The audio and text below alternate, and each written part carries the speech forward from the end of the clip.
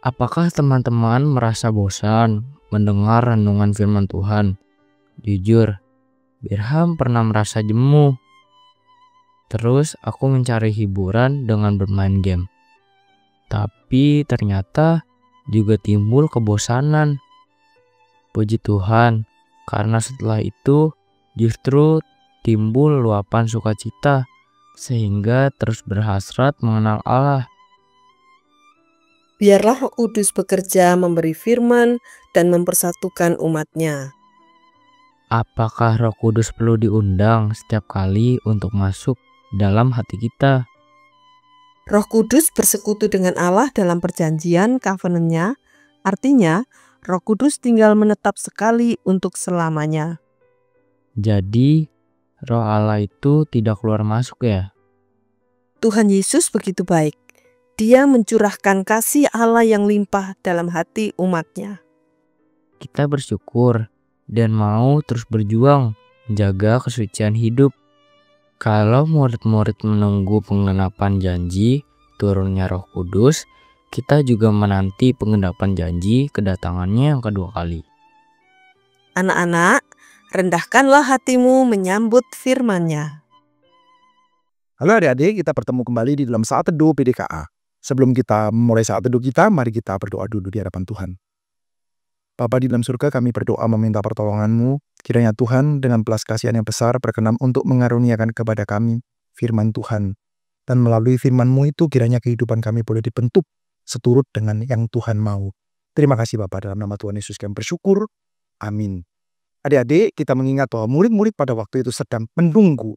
Mereka menunggu untuk janji Tuhan bisa digenapkan. Janji Tuhan yang mana? Tuhan Yesus sebelum naik ke sorga, dia berjanji kepada murid-muridnya bahwa ketika Roh Kudus turun, maka mereka akan menjadi saksi Kristus. Mulai dari Yerusalem, Yudea, Samaria, sampai ke ujung bumi. Nah, ini merupakan hal yang sangat penting adik-adik untuk kita mengerti ya, bahwa ketika Roh Kudus turun, ketika Roh Kudus menyertai kita, maka kita akan dipakai oleh Tuhan untuk menjadi saksi Kristus. Ketika Roh Kudus turun, dia bukan membuat kita melakukan tindakan-tindakan yang di luar akal sehat. Apapun saja tindakan itu yang di luar akal sehat, di luar kewajaran, bukan itu. Ketika Roh Kudus turun, maka kita akan dipakai oleh Tuhan untuk menjadi saksi. Kalau ada di antara kalian, teman-teman kalian mengatakan, "Hei, kamu sudah terima Roh Kudus belum? Hei, kamu sudah dipenuhi oleh Roh Kudus belum?" Maka tanda-tanda yang kita perlu lihat dari orang yang dipenuhi oleh Roh Kudus bukanlah dia bisa melakukan tindakan-tindakan yang di luar akal sehat, di luar kebiasaan, tapi bahwa dia akan menjadi saksi Kristus. Itu adalah ciri dari orang yang dipenuhi oleh Roh Kudus. Maka pada waktu itu mereka semua menunggu, mereka menantikan kapan janji Tuhan itu akan digenapkan. Maka adik-adik ketika mereka menunggu, sampailah hari raya yang disebut sebagai hari raya Pentakosta. Kenapa disebut sebagai hari raya Pentakosta? Karena itu adalah hari yang ke-50. Ke-50 dari apa? Dari Paskah. Berarti sekitar 10 hari dari kenaikan Tuhan Yesus. Ingat ya, Tuhan Yesus itu selama 40 hari menampakkan diri kepada murid-muridnya, lalu dia terangkat ke sorga. Jadi 10 hari kemudian disebut hari yang ke-50 atau hari Pentakosta setelah Paskah. Di dalam Alkitab Perjanjian Lama kita, bahasa Indonesia, Hari Raya Pentakosta itu disebut sebagai Hari Raya 7 Minggu. Nah, itu adalah satu dari 3 hari raya di mana orang-orang Yahudi mereka semuanya disuruh untuk berkumpul atau berziarah, beribadah kepada Tuhan ke Yerusalem. Jadi pada waktu itu Yerusalem menjadi satu buah kota yang sangat ramai. Pada waktu Hari Raya Paskah, ramai. Pada waktu Pentakosta, juga ramai. Karena pada waktu Pentakosta atau pada waktu Hari Raya 7 Minggu itu, orang-orang Yahudi mereka berkumpul ke Yerusalem untuk berziarah seturut dengan yang diperintahkan oleh Tuhan di dalam kitab Imamat.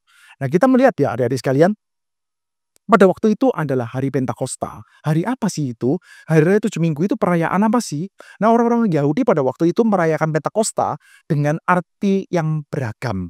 Salah satu yang paling kelihatan adalah mereka itu merayakan musim menuai. Jadi di akhir musim menuai, mereka akhirnya akan membuat tepung, lalu mereka roti pertama yang dibuat dari tepung tersebut akan dipersembahkan kepada Tuhan sebagai satu buah bentuk kesadaran mereka bahwa semua waktu kemungkinan kita untuk menuai, kemungkinan kita untuk bisa mendapatkan panen yang banyak ini adalah dari Tuhan saja. Tuhan memelihara sesuai dengan janjinya. Dan itu memang adalah satu buah janji yang pada waktu itu sulit untuk kita pikirkan bisa digenapi. Kenapa? Coba pikirkan, pada waktu Israel keluar dari Mesir, itu yang nanti dirayakan sebagai hari raya Paskah ya, kematian anak-anak sulung di Mesir, lalu mereka keluar dari Mesir, nanti mereka akan merayakan itu sebagai hari raya Paskah. 7 minggu setelahnya mereka ada di mana? Mereka besar kemungkinan setelah itu 7 minggu setelahnya mereka ada di padang gurun Sinai. Mereka ada di kaki gunung Sinai. Mereka akan berjalan nomaden keliling-keliling di padang gurun selama 40 tahun. Bagaimana bisa ada hari raya menuai? Bagaimana bisa mereka merayakan, disuruh untuk merayakan hari raya 7 minggu? Bagaimana? Mereka nggak pernah menuai. Mereka bahkan tidak pernah bercocok tanam. Mereka berkeliling. Mereka menjadi bangsa yang berkeliling. Untuk bercocok tanam, Anda harus menjadi bangsa yang diam. Tidak boleh nomaden. Jadi orang berpikir, janji Tuhan itu kadang-kadang aneh-aneh ya. Tuhan bilang, saya akan menggenapkan apa yang saya janjikan. Kamu akan punya panen. Dan nanti perayaannya adalah kamu itu merayakannya dengan hasil panenmu yang pertama. Lalu bikin tepung, diberikan jadi roti, dipersembahkan pada Tuhan. Bagaimana bisa panen kita ini di padang gurun? Janji Tuhan kelihatan seperti sangat tidak mungkin. Tapi kita melihat ya, ternyata janji itu tetap digenapi. Mereka memang berkeliling ke padang gurun, tapi setelah 40 tahun mereka akhirnya masuk dalam tanah Kanaan dan mereka bisa bercocok tanam di sana. Itu adalah aspek yang pertama. Ketika kita bicara tentang Pentakosta, mereka merayakan apa? Mereka merayakan Tuhan menggenapkan janjinya, akhirnya bisa memberikan panen. Tapi yang kedua, yang juga sangat penting adalah setelah 7 minggu, itu mereka memikirkan saudara, bahwa mereka sampai ke Gunung Sinai. Dan di Gunung Sinai mereka akan bertemu dengan apa? Mereka akan bertemu dengan Taurat Tuhan. Dan Taurat Tuhan itu menjadi satu buah semacam tanda perjanjian, pelakat perjanjian bahwa mereka adalah umatnya Tuhan. Itu seringkali disebut sebagai perjanjian Sinai. Maka pada waktu itu, saudara, mereka berkumpul sampai menunggu akhirnya tibalah hari raya Pentakosta. Hari raya di mana mereka mengingat-ingat Tuhan menepati janjinya. Dan di Sinai ada Taurat yang diberikan oleh Tuhan dan mereka mengikat janji seturut dengan Taurat itu.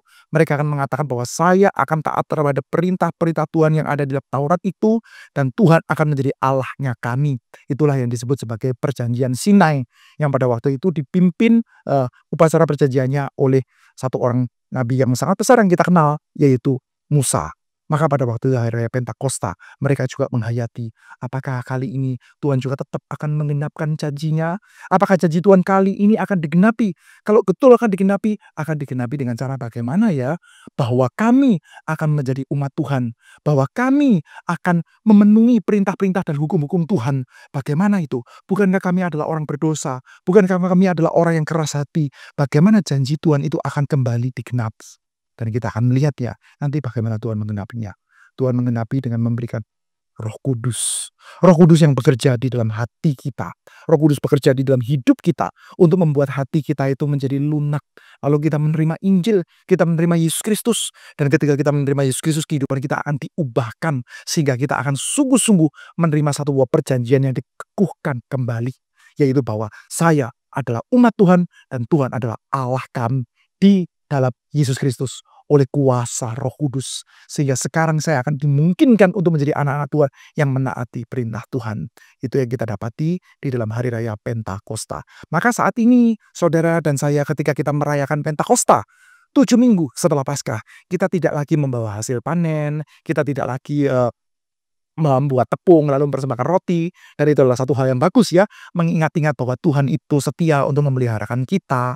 Tapi kesetiaan Tuhan yang paling utama adalah Dia setia menjadi Allah kita dan Dia akan menjadikan kita umatnya yang sesuai dengan kehendaknya Dia. Meskipun saat ini kita punya hati yang keras, maka Roh Kudus bekerja melunakkan hati kita, membuat kita percaya kepada Yesus Kristus, dan kita akan menjadi tuayan-tuayan Tuhan, menjalankan kehendak Tuhan sebagai umat perjanjian Tuhan.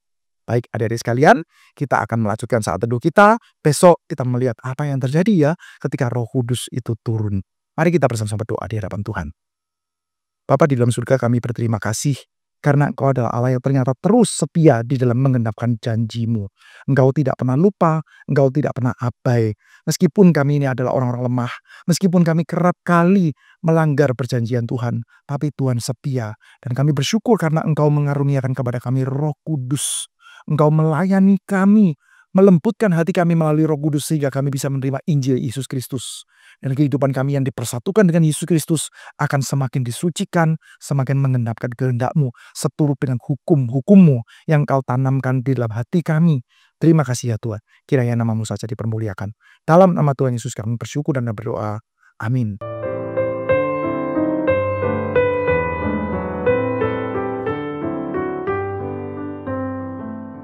Berham senang sekali karena Roh Kudus sudah dicurahkan. Apakah mungkin di bait Allah ya, Ma? Alkitab tidak memberitahukan tepatnya di mana. Yang jelas peristiwa ini terjadi ketika murid-murid berkumpul di Yerusalem.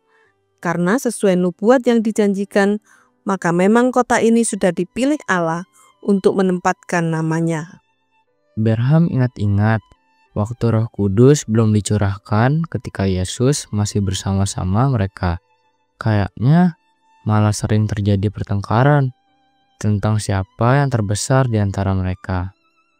Oh iya, sekarang ketika Kristus mengembusi mereka, maka kesalahan yang mendasari pertentangan sudah diluruskan dan hati mereka condong pada kasih suci. Berarti ketika Roh Kudus sudah dicurahkan, kita bisa fokus pada hal penting supaya umat Tuhan sehati dalam melaksanakan kehidupan di dunia ini melalui doa. Anugerah Allah tidak menghilangkan tanggung jawab manusia. Kita menjadi semakin rajin menjalankan amanat agung, yakni memberitakan kabar baik kepada dunia. Sebab tanpa pekerjaan Roh Kudus tidak ada seorang pun mengerti firman-Nya, apalagi bisa percaya kepada Kristus. Anak-anak, lanjutkan baca dari Kisah Rasul pasal 2 ayat 2-4. Solus Spiritus.